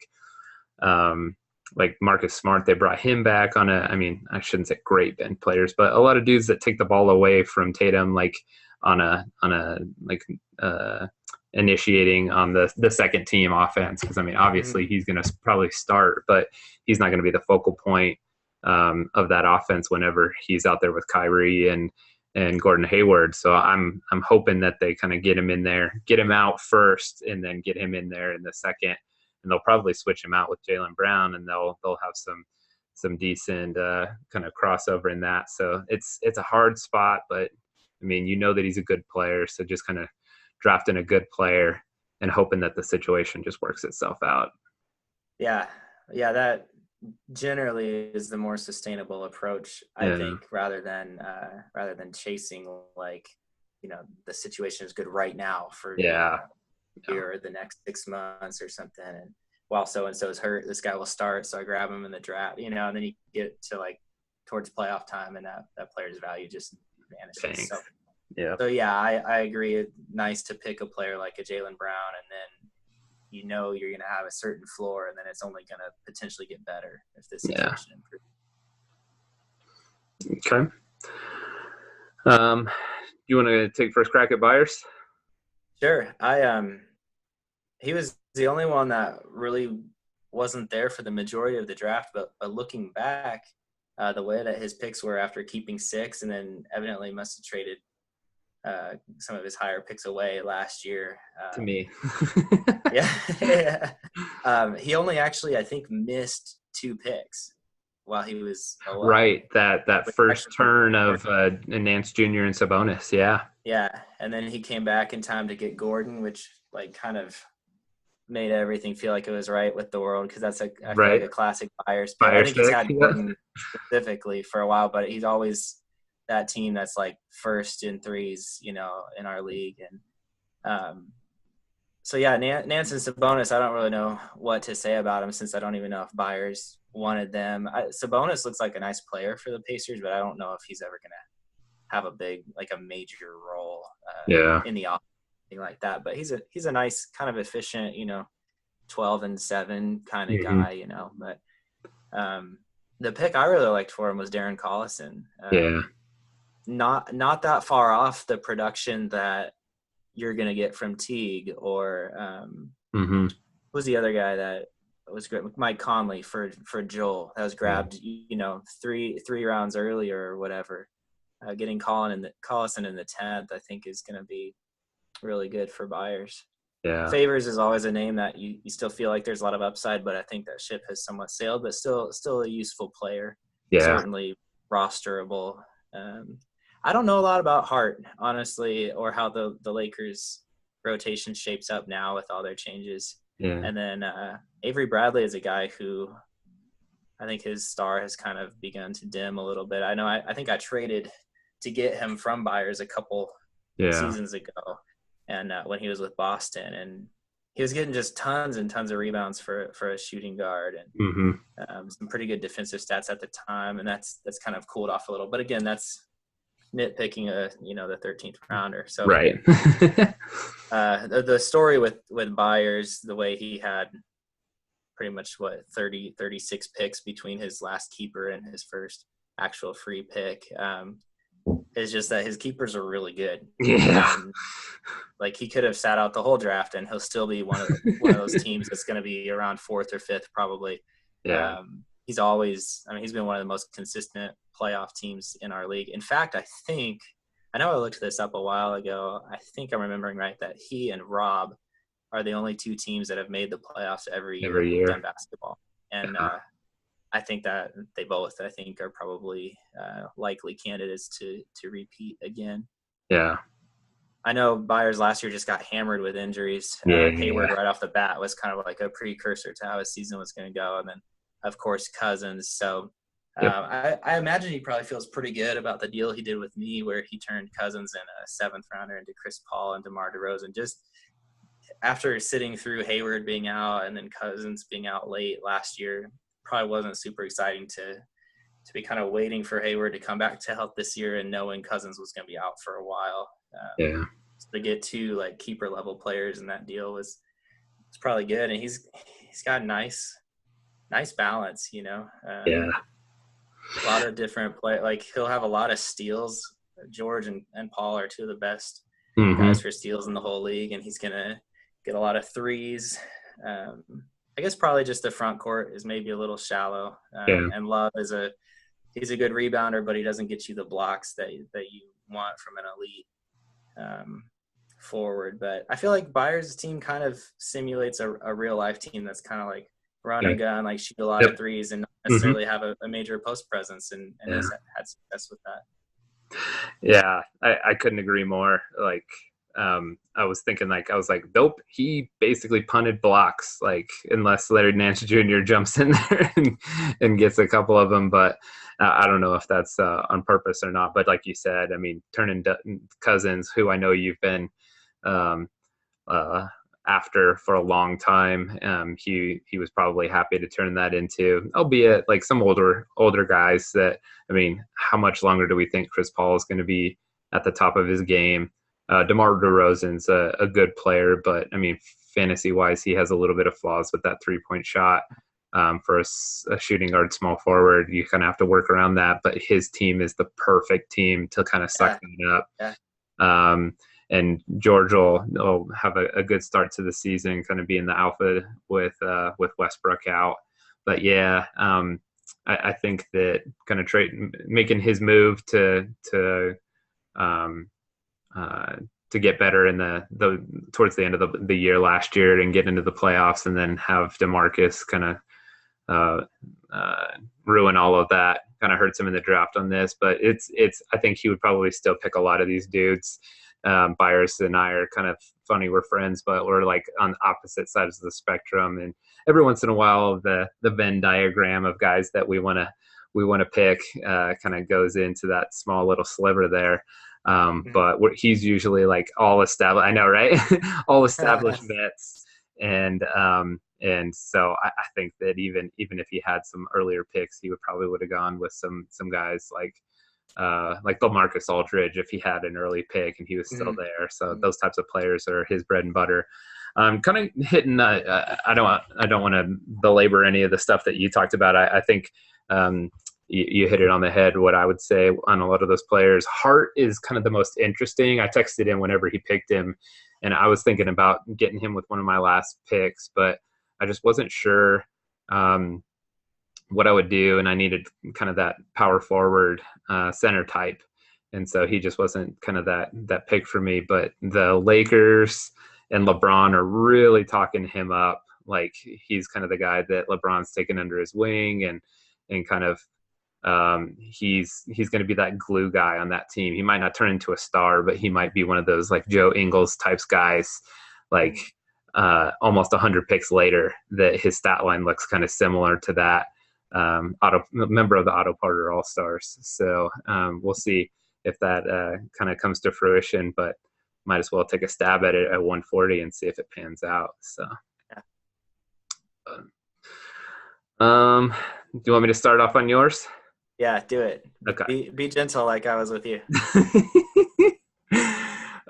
So one of the funny things, I'll just kind of use this time frame for that, is I was looking through all of our trades for last year, and I think that I was looking through it and I didn't actually write them all out, but just kind of, if memory serves me correctly, like you probably traded like 3 times as much as like the next like closest player. Just kind of swapping people and we talked about it a little bit, but whenever I looked at it in like the transactions portion of it, it was just astonishing as a person that usually trades with you and or is certainly as active as you. It was impressive. So I just wanted to say kudos to as many trades as you pulled off last year. And then it kind of goes on into the off season as well. So I mean, like you mentioned, you turned the number 1 ranked player into John Wall and Kawhi Leonard, and in the 5th pick, which got you Jared Allen. I think that it balances out your team a little bit more than previous. You sustained a lot of your vets, but you did seem to get a little bit younger. I mean, you made that trade for Oladipo and Miles Turner last year. And Anthony Davis has always been kind of the youngest guy on your team. But then you kind of brought Wall back into the fold. Butler's a little bit older. And so and DeMarcus is kind of trailing behind those guys a little bit. So you've got a good stagger, whereas my little peccadillo about I want to keep my team all around the same age, like you've got a good mix of people at the certain points of their careers. So I think that it'll be interesting to see how it plays out for you, especially if DeMarcus Cousins can come back. And maybe not this year. You're expecting it to be the year, that it happens, but next year, and you've got all that talent, and he returns to form on some other team, and he's the main guy. It would just be just domination. So I'd like to, obviously, since we talked about Allen kind of at the top of it, I loved Allen at 50. I warred with myself on whether to keep him. I just kind of envision Dennis Smith Jr. as kind of a Russell Westbrook type athlete. Maybe I'm just too hung up on player comps, and I just get these player comps in my head and like lose sight of the whether or not the player's good or not. But Allen's, I really liked him. I just thought that he was kind of one of those guys that we talked about. He just got ranked a little bit too high for my taste. Everybody likes to project out like per 36 minutes, and he only played about 20 minutes per game last year. But I mean, he had some of these games where he'd come in for 20 minutes and he'd get like 16 points, 8 boards, and 2 blocks. And you're like, oh my gosh, what is this guy going to do with like full playing time? And then the next night, he was just kind of a ghost. So, but I think that he'll be good for you. I was really hoping that I could grab him with like my first pick. My dream scenario was him and Isaac back to back in those first 2 picks, and I just knew it was a pipe dream by the end of it. But Cantor, he by all accounts he was good on New York last year. But how does that work out with Porzingis coming back if he does like later on in the year? But he's still a good player, and for the most part would be in there. Gallinari is like a perfect role player for your team. You got so much scoring and defensive stats that like you need to start kind of you had ability to pick up specialists. The thing that I worry about with him is mostly because I know him too well, just kind of talking with Byers about him, is just his health, if he can stay healthy. But 141, you had a lot of picks. This is nitpicking at like all the low picks, but I really liked your Frankie Tilakina pick. Just kind of going back to what we were talking about. I love that draft, and he was one of those guys that I would have probably swapped him out with like Rodney Hood at one of my picks, like kind of going back and doing that. Even though he had a bad rookie year, I still think that he's going to be one of those guys that plays defense well enough that he's going to stay on the court long enough to develop his offensive game. So I'm interested to see how he does. I really liked your Willie Cauley-Stein pick. I was eyeing him kind of right around that Bam Adebayo stage. Olynyk was really high on the Yahoo draft rankings, comparative to what I would keep him at. So I was surprised that you got him with 152. So he was probably just one of those where you probably thought the same thing. You're like, gosh, this guy's like right here, and I can't believe it. So, and then Powell, he's rock solid. We keep thinking that he's gonna fall off one of these times, and it's just not gonna work for him. But that's a solid pick at 153, and an easy, like I said, an easy guy to cut. Like sometimes it's hard. You get married to these lottery tickets that you have at the end. You're like, oh, this young player, he's going to pan out for me. Sometimes it's just better to grab a guy that you know that you want to cut, that you like, but you want to cut ties with, like at the first sign of trouble or the first sign that, oh, here's a guy that busted out that I didn't see. So vision out there. Was that nice enough? Thanks. Yeah, that was very nice. I feel much better now about my team. So, Cauley-Stein, he's one of those guys that I thought was gonna like change. Like, you know how we talk about like all these guys that changed the league and like this positionless basketball. I thought that he was going to be one of those guys that really took that on with how much they were talking about him guarding 1 through 5 coming out of college and stuff like that. So it'll be interesting to see. I think this is his 3rd year, isn't it? Or maybe it's his 4th. Yeah. Okay. So I don't know. Maybe he takes that leap this year. Yeah. So yeah, kind of like Byers. You know, most of my work was done before the draft. Yep. You know, it's just the keepers and always. You know, it's not just my team, I mean, you had the same deal trying to figure out like who do I keep, who's in that top 6, who do I outright cut, and for me, a lot of times it's trying to make deals that kind of get me in under that wire. And this is actually 2 years in a row where I've kind of, I don't know exactly how to describe it. It's hard to kind of stay ahead of the market. And I think in this dynasty league, we've seen the value of consolidating talent in the offseason, turning 2 good players into 1 great player and freeing up that spot to draft someone else or keep someone else. So you see a lot of teams wanting to trade a 2-for-1, and I'm always in that boat. I cut, Marc Gasol outright last year, and he ends up being keeper for Will this year. Marcus Aldridge this year, just cut him outright. Obviously an older guy made that decision a little easier, but still the statistical profile is certainly keeper worthy. And so anyway, all that to say, just because the market was so saturated with teams wanting to do 2-for-1s, and Sam was the most blatantly obvious one there. Kind of tried to get ahead of the market a little bit and be able to be a beneficiary of a deal like that.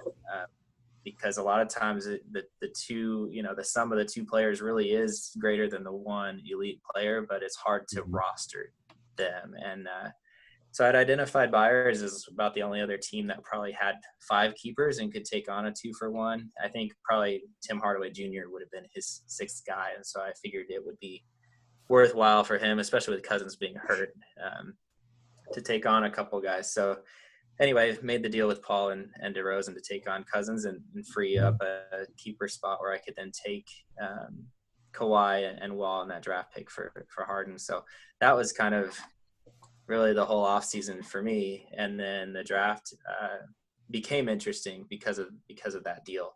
And so unique opportunity for me, especially with that 5th rounder, as we talked about, kind of rising to the number 6 overall. A little unexpected, and gave me a chance at a guy with the upside of Jarrett Allen. When I made the deal, I was kind of thinking, when I was trying to value the pick, I thought, well, maybe this is something I can use to redraft Steven Adams. It's kind of like what I was slotting that value as. And I think Allen is probably a significantly greater value than Adams would have been there. So super pleased with that. I actually,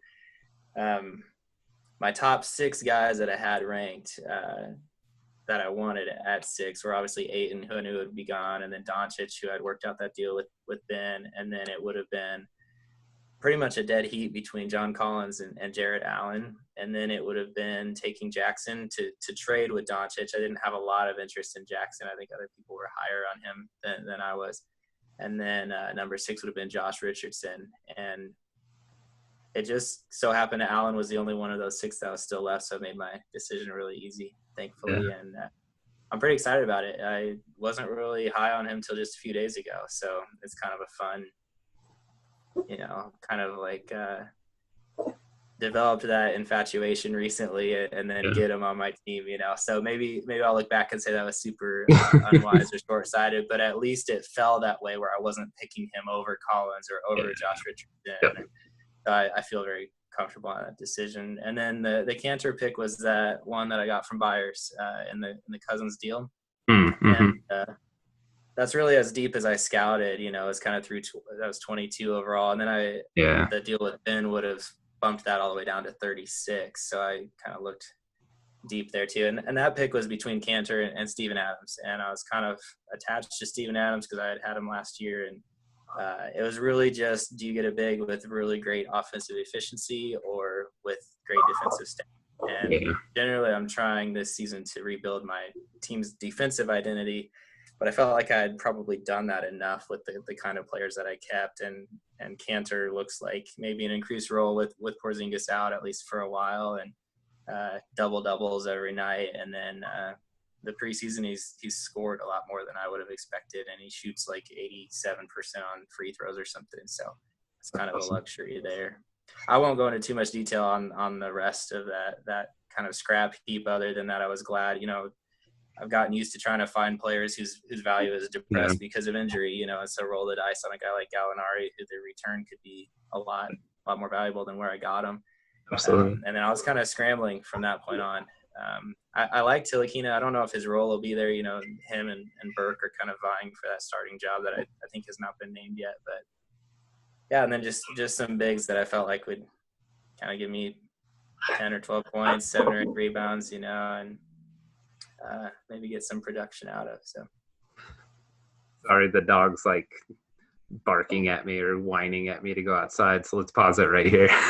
Sure. All right. Okay, sorry. Okay. All right. All right. So Will's draft was, again, kind of like mine, where last year kind of went all in to try to win the championship, traded a bunch of draft picks away. And it's always easier to do when they're next year's picks, and then, that the time comes and you're like, oh man, but you got to try to maximize your contention window, is the thinking. And I was kind of laughing during the draft.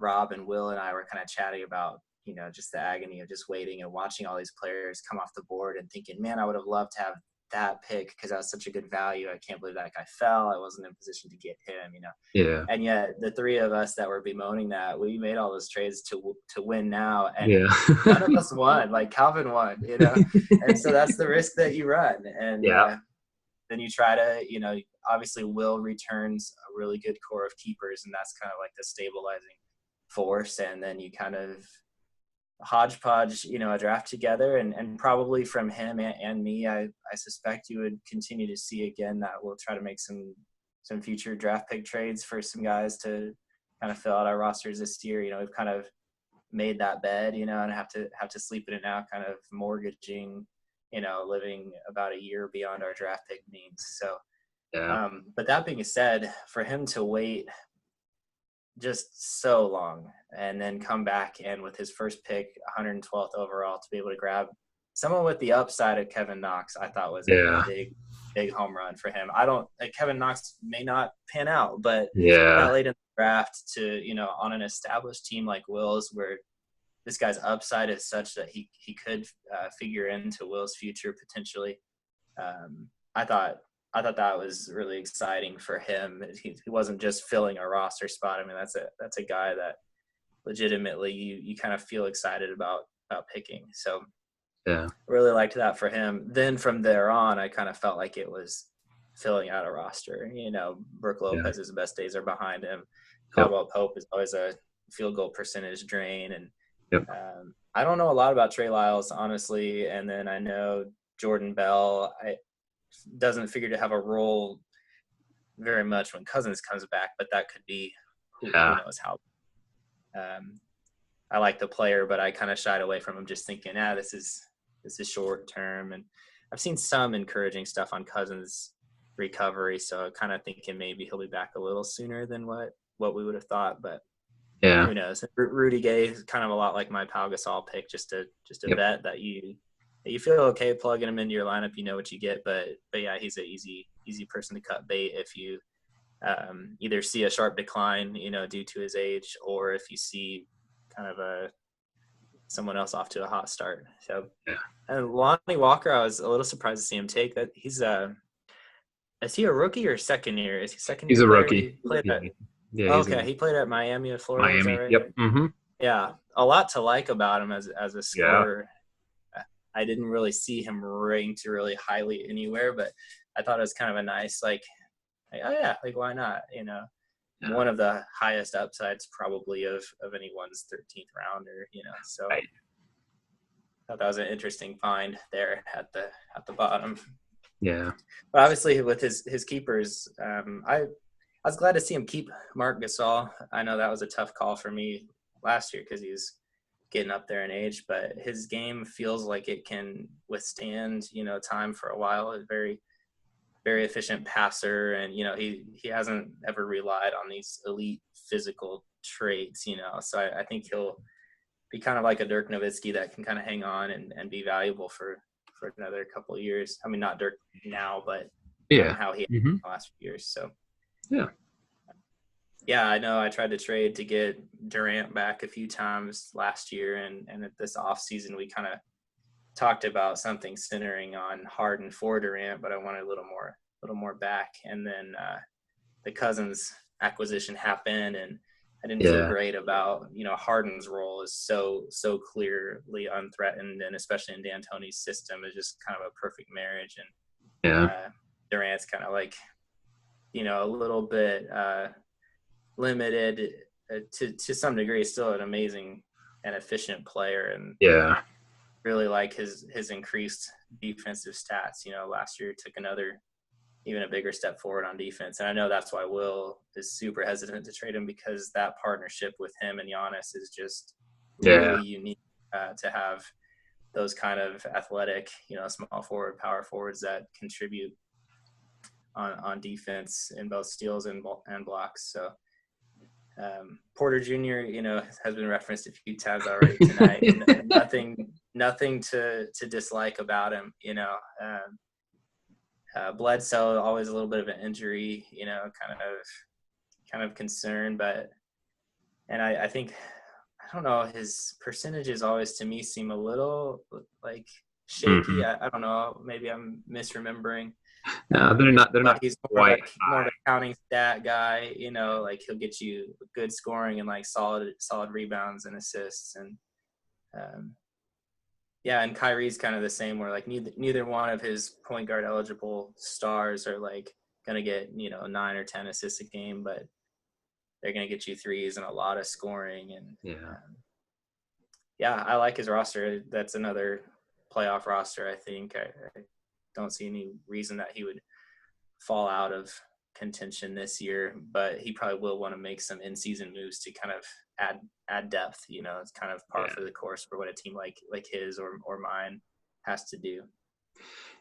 Yeah, that kind of segues really easy into what I was going to say. He'll probably like trade all these dudes out and kind of do it all over again, because he knows about his window, and kind of give away his picks for next year to recycle and kind of get some of those guys like we talked about, like the Mirotic, and like some of those guys that are just kind of languishing on a not quite contending team that you get towards the end of the trade deadline. You're like, hey, do you want this guy for like an 8th rounder? You want this guy for a 10th rounder? Like those kind of things. So I thought he did. I mean, just like you referenced, I'm surprised that Knox fell as long as he did. But one of the things that I looked at whenever I was kind of considering him around the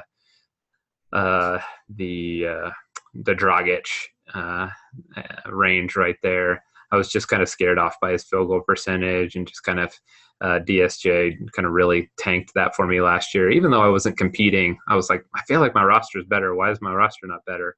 And then I just had so many young guys that were a drain on field goal percentage, because they were kind of figuring out the league and stuff like that. But I mean, just like you said, for that range right there, he couldn't get a better lottery ticket. He's obviously going to get a ton of minutes on the Knicks and kind of sink or swim. And like you said, the rest of it's just kind of there. The only thing I will say is Rudy Gay is out with like a heel issue for like a couple of weeks, and then Lonnie Walker like sprained his MCL like last night. So he's out for like 4 to 8 weeks, because I thought that was an inspired pick. I was like, man, they don't have any guards like in San Antonio. All of them are gone. Whenever he picked him last, because I stayed until the end of the draft, and I was like, ooh, that was a smart pick. And then like I went back to like the Yahoo page, and it was like Lonnie Walker is out for 4 to 8 weeks or something like that. I was like, good grief, man. These Spurs cannot catch a break. But I mean, that's just picking nits, because I'm sure those guys would have been like kind of some of his first cuts anyway. But yeah, like you said, I mean, Giannis and Durant, that's just a deadly combo right there. And I was a little surprised that he kept Gasol, but I mean, being a center eligible position, I think is probably what factored into his process a lot more than anybody else. Like, hey, I've got a good center, I can keep him. If I throw him back in, Ben is going to draft him. No, I'm just kidding. But just kind of doesn't take anything off the table, like a DeAndre Jordan or somebody else that like might get you a little bit more counting stats, but starts to kind of kill you in some of those percentages. So, and his his team's built to take advantage or to maximize all the potential that Giannis, Durant, and Irving and Porter and those guys kind of put together. You know, you kind of made reference to Bledsoe with his field goal percentage or his percentages, and I think he's like just there that like he's not a drain, and that just kind of keeps it steady for all those guys to be like at the high level that they are. So yeah, I think that he'll be a top contender again. Mm-hmm. Yeah, I thought maybe last year he was shaping up to even be the favorite. And oh my gosh, yeah. He was the one I was kind of the most scared of, you know, as we were heading into the playoffs. Mm-hmm. I can't remember who he must have matched up against. I think he lost to Calvin. Yeah. Because you lost to Rob. You lost to Rob, yeah. Yeah.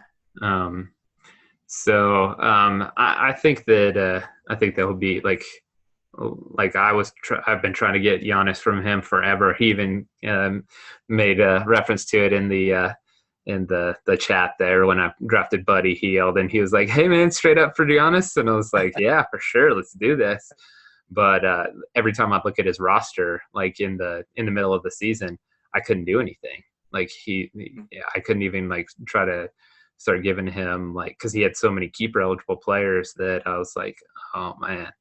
But then once we kind of got into keeper time frame, I was like, hey, what can we do to make a deal? And it just didn't work for either of us. And I'm sure he wasn't even close to it. So it's just it's a definite advantage to have both of those dudes like as your top two players that work so well together. Like some people just kind of have to build their teams around everything, like kind of segueing into Rob's team, if that's cool.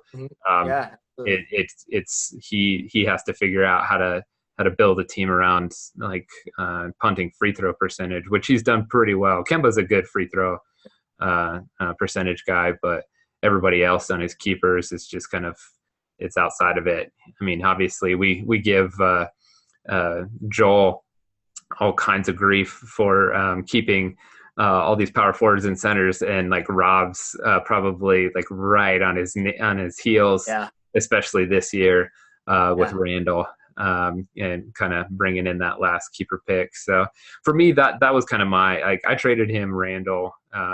He was my non-contending team going to a contender.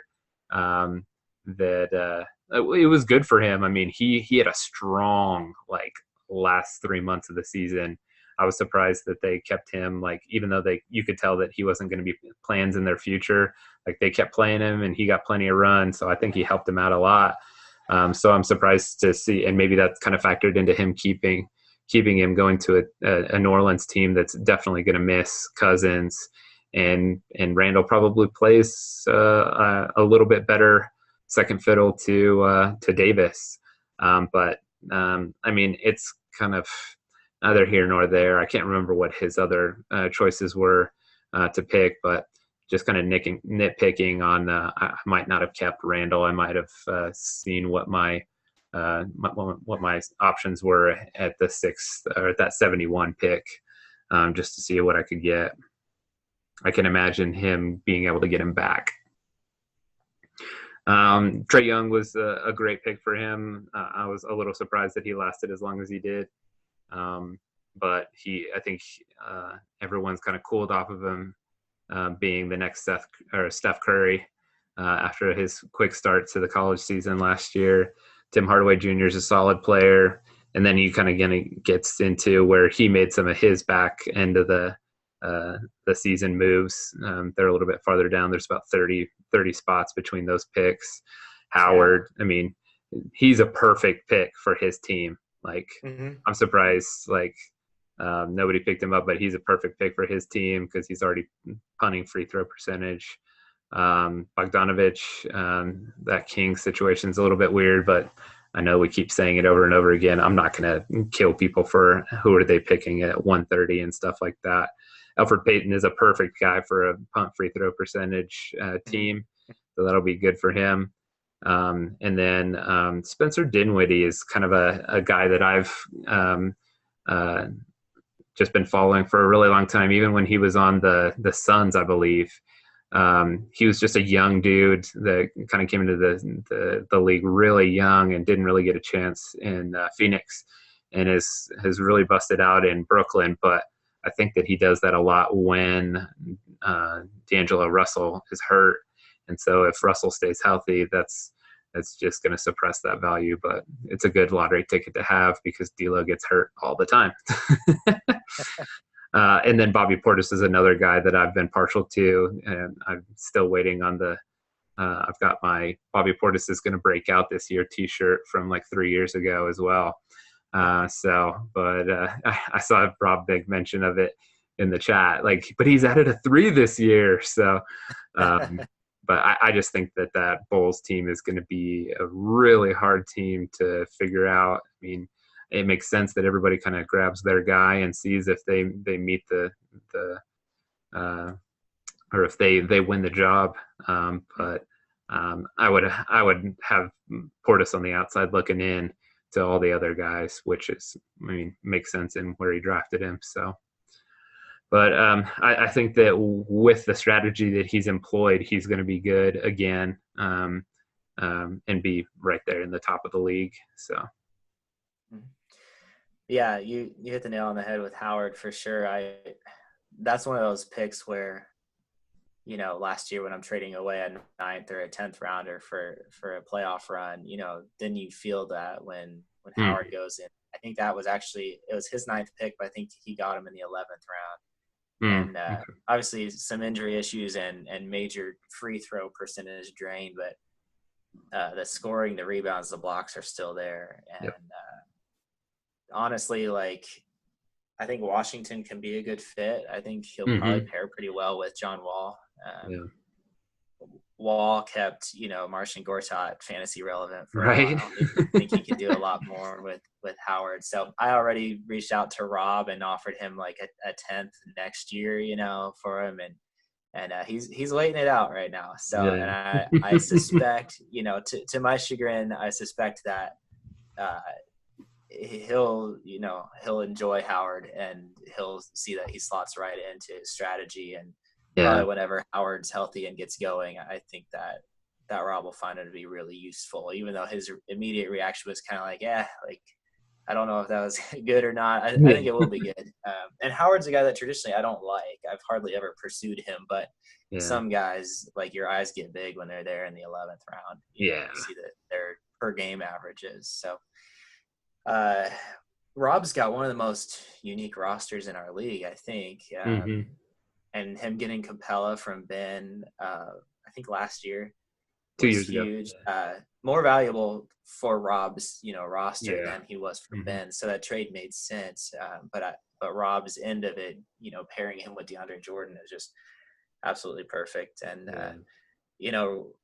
Rob he can get away with having a point guard like Kemba who doesn't get elite assist totals because he's got LeBron and Draymond who are just the best, assist guys who are like 6'8" or whatever. And so my only criticism of Rob's draft would be, I agree with you that I didn't think Young would fall that far. I personally didn't like him, but I figured, he's one of those somewhat polarizing players, and I figured someone was going to grab him like pretty early. That being said, Rob is actually like the last guy I would have expected to grab him because Rob's game is predicated on high field goal percentage and punting free throw percentage. And I thought his first 2 picks of the draft, getting Trae Young and Tim Hardaway Jr., are going to be 2 high volume shooters that'll probably shoot for low percentages. So on the one hand, you can look at it as glass half full and say that Rob's team is built to be able to withstand that because he's got so many other guys who are boosting that percentage. But I thought it kind of went countercultural to the way he's built his team. So I'm curious to see how that plays out, because he's going to get basically scoring and threes from those guys. And I'm curious to see if the impact is noticeable, on his field goal percentage, which he pretty much leads the league every year and traditionally. Yeah, he can take a little bit of a risk on it. End up being kind of a chink in the armor, so to speak, or if it won't make a dent, so. Yeah. Well, and like as you were talking, I was looking at Randall and I'm like, like it does fit really well into it. And like kind of re-looking over his team, like I probably would have kept him because Randall's big like kryptonite is like he's like Kevin Love, that he does everything else for you but doesn't get you any blocks, and he's got blocks in spades, so he doesn't need to worry about that. So Sure. it's another reinforcing of he knows exactly what he wants to do with his team and how those guys fit in there. So yeah, I think that's a good way to say it. I think he's got one of the more extreme teams, and he's got a good like finger on the pulse what he needs from which player, and really clearly defined roles. Whereas I tend to try to get all the players to do all of the things, and it's hard to. Yep. It's hard to actually win categories that way, and you're just like narrowly losing every category. And Rob goes into every matchup pretty much knowing, a few that he's already clinched, just by the guy's roster, and then he can kind of fill in some gaps around there. So yeah, certainly another team that, based on history and as well as just the keepers that he's returning, you would expect to see in the playoffs again this year. Yeah, kind of looking ahead a little bit, like the one nitpick that I would say is like a dude like JJ Redick would have probably made better sense for him with his, like, if he got Redick and Hardaway instead of Trae Young and Hardaway, like I think we'd probably be a little bit more, at least I would be a little bit more high on his draft. So, but that being said, Trae Young could be the breakout, and then we'd be like, oh, yep, right, there it yeah, goes. from that standpoint, yeah, with where Rob's picking, with him being an established team, keeping the maximum, certainly getting the opportunity to get that kind of upside there, I can understand why that was tempting for sure. Yeah. And Rob's actually, like, even though, like you said, you were surprised that he would pick there, he does tip his or dip his toe in the water a little bit. Like, and when he does, like, into like the prospect pool, he's usually like pretty successful about it. I remember, like, that's how he got Chris Sale when everyone was like, oh, like his delivery is going to be like this awful delivery, and he's been a stud for him in baseball forever. So I don't know, maybe he was the first one to pull the trigger on Porzingis too, I think. Yeah. Yep. So I don't know if he drafted him or just like. No, he did. I remember that. He did. Okay. Yeah. Yeah. So this wouldn't be the first time that I kind of threw a little shade at one of his picks or decisions and then just had to eat it because right. He pretty much the opposite of me, and yet we're usually duking it out, historically. So pretty fun. Yeah. All right. And the champ is here. Yeah, Calvin. Dude, I was so glad, like, obviously I didn't win, but Calvin is a really cool story, I think, just to kind of recap, just the way that his team has been kind of like a classic, like, steady ascent, like you see a little more progress each year, and just like, oh, like this year he made the playoffs for the first time, and then this year he was like a 3 or 4 seed, and then the next year, like, he wins the championship, and that's been a really cool, like, you see those tangible steps of a team improving year to year, and not like a shortcuts, like, Sam won that championship and then went right back to last. Yes. And there's value in that too, because he'll always have that title, and I haven't had one since 2012, so I can't critique anyone else. But Calvin's was cool in its own right, and in the way that he got it, and it's really just a lot of balance, honestly, the way that I see his roster. He doesn't have anyone that, like, if we started from scratch right now, like, none of his keepers would go in the first round, but at the same time, like, I'm always trying to think of a way to trade for Rudy Gobert, He's always, look, he's just one of those guys that, like, super unique, super elite at blocks, and then he's got, Clay to balance it out he's like an all-star player, so he's not just like a one-trick pony specialist, but yet he is incredibly elite at threes, and then he kind of surrounds that with a guy like Middleton who just does everything well. And I don't know if I was supposed to lead off on him or you. No, keep going. I got going on obviously the keeping Porzingis is a no-brainer, but it's going to hurt, this year for a while. Yeah. It's just the way it is. And that was super, super bad luck. It was not long after I traded him. That was Porzingis and Middleton for Oladipo and Turner. And then I flipped Turner for Butler in a 7th, actually, as Swart was really trying to go young. So anyway, I guess I don't have to feel bad anymore for Calvin because losing Porzingis didn't keep him from winning the championship. So I'm off the hook. So yeah, I know for him, keeper decision that was super tough was Barton or Josh Richardson. He was texting me the day of and just like, I don't know what to do, and I didn't try to influence him either way because I was kind of partial to Richardson actually, and kind of hoping he would be put in the pool and a guy that might last till my number 6 pick, and that didn't actually even pan out because Joel grabbed him at 4. But that being said, I've always liked Barton. I've had him a couple of different years, usually as like a 6th man who's just really a good scorer and, like good counting stat guy when he's getting an opportunity to play 25 or 30 minutes a night. And I think I haven't really followed him or Denver that much, but Calvin was saying that I guess he's ticketed for a starting role. So that I can understand. I like Richardson's defensive stats from a point guard, a shooting guard. That would have been tough for me to let go, but Barton's offensive profile is probably a higher ceiling. Yeah. So then he, the Reddick pick I really liked.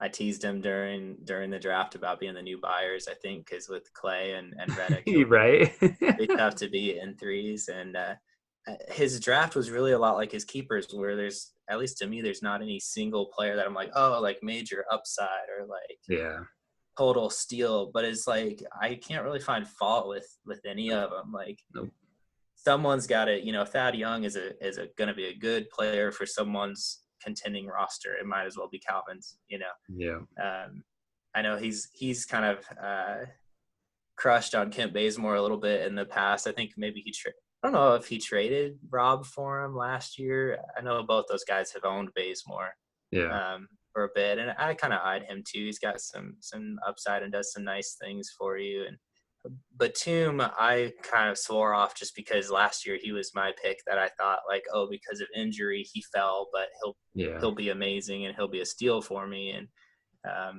I haven't really tracked him since I cut bait with him, so that pick didn't really like move the meter for me. But I haven't really kept up with Batum. So, and then Terry Rozier I like a lot, but same deal with the Celtics just being crowded. So I felt very similar to a lot of those things. He, like, every time, like, I kept checking in. I try not to be one of those dudes, especially with basketball. It's just fun to watch it. I guess football is a little bit easier to do, like, because I'm in like 3 or 4 leagues. You just kind of zone out. Like if you're not in the playoffs in another league, you just kind of move on to the league that you are in playoffs or whatever. But I was particularly watching all the matchups last year, kind of rooting Calvin on because I just knew that it's always usually up to, especially when Byers kind of bowed out with all the injuries. I had figured it was going to be a 3-horse race between you, Rob, and Will. So I just kind of took the underdog, cheering on Calvin from afar, and felt the same way. I was like, man, he's doing this with just complete balance, like not necessarily blowing people out in particular categories, but just doing exactly what he needed to do to get the wins in those categories. So you said you didn't follow Batum. I picked him up as soon as you cut him, and he was fantastic for me, but nobody wanted him. Like I tried like my hardest to like ship him to like every single person in the league, like at the trade deadline, and nobody was biting because of his weird like starts of the season. So I just kept him on my roster just because like I didn't see anybody else worth picking up, and I didn't want to be that guy that like just drops him to like pick up another guy, and then he pops up on one of these like championship teams, and like everyone's like, how did so and so get Nick Batum? Right. So not necessarily to just be a jerk, but it's like he was doing well for me, and I thought maybe if he did well enough in the at the end of the year, maybe I could package him with somebody, but it was all a pipe dream anyway. But yeah, not much else to talk about that you haven't already hit on. I like JJ Redick.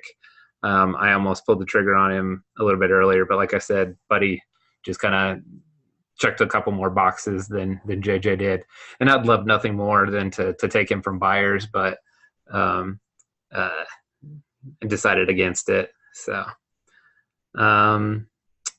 yeah. Oh, I did want to say, like, I thought that the biggest, kind of going back to, there weren't a whole lot of keeper, like nitpicks, or there was mostly keeper nitpicks. Like Randall was one of them, but I've kind of talked myself out of that. But I'll kind of maintain that Calvin's the one thing that I didn't like was that he kept Will Barton over Josh Richardson.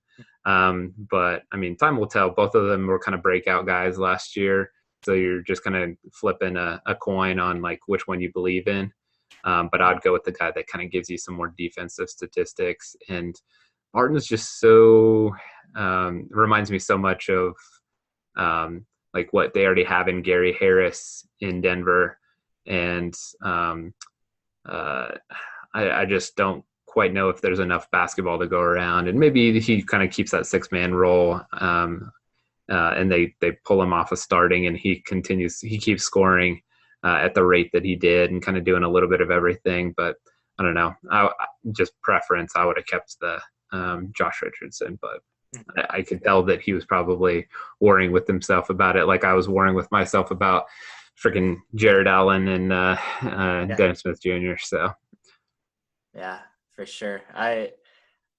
It's a draft for Calvin that it's hard. Obviously, he can't do any better than last year because he's the defending champ. But you know, you do brace a little bit for maybe a little regression just because Porzingis, you know, out for an extended period of time, and then there wasn't really a draft pick that moved his franchise forward, you know, very tangibly. But he's got a roster that a guy like Redick and a guy like Thad Young, like they're going to be put to good use. So definitely still in the mix, but I could see potentially towards the end of the year, you know, seeing it kind of like you said you did last year, where maybe there's 3 or 4, you know, and like that you think are the leading contenders, and then Calvin's kind of like the very next team. Yeah. And last year that was within striking distance, and he got it done. So it'll be cool to see what his title defense looks like for sure. Yeah.